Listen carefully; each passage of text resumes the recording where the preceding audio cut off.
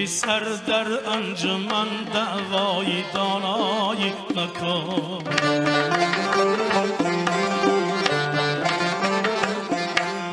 ای پسر در انجمن دعوای دانایی مکن.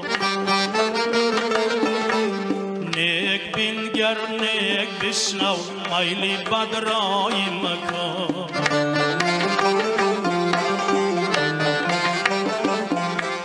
اندرون را پاک و زیبا دار همچون نوبهار.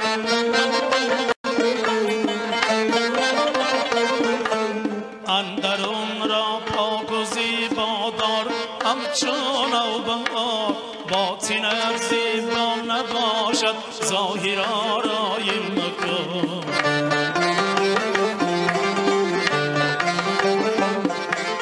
باطن ار زیبا نباشد ظاهر آرای مکن.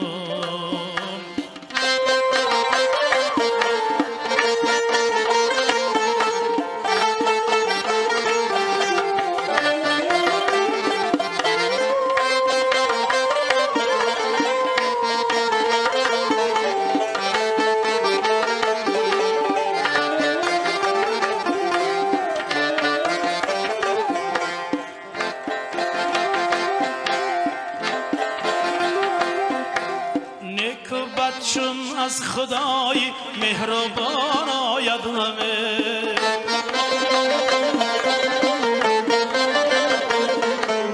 با قضا گردن بینی اندیشه فرسایی مکن.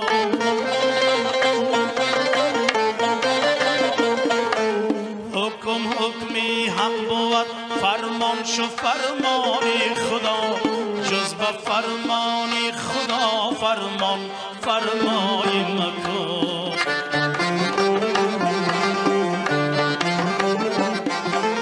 جز به فرمانی خدا فرمان فرمای مکن.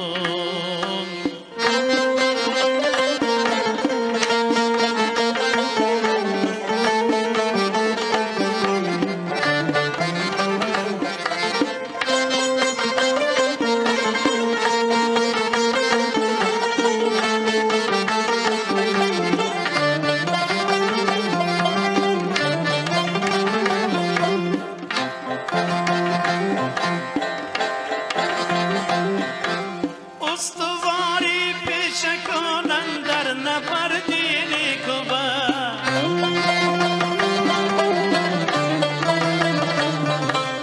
در بری فرعون و هامان ترک موسی مکن.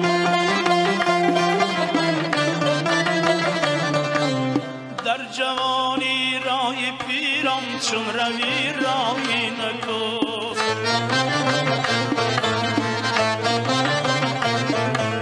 در جوانی رای پیران چون روی راهی نکن.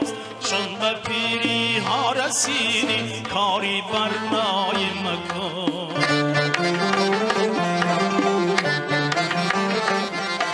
چون به پیری ها رسیدی کاری برنای مکن.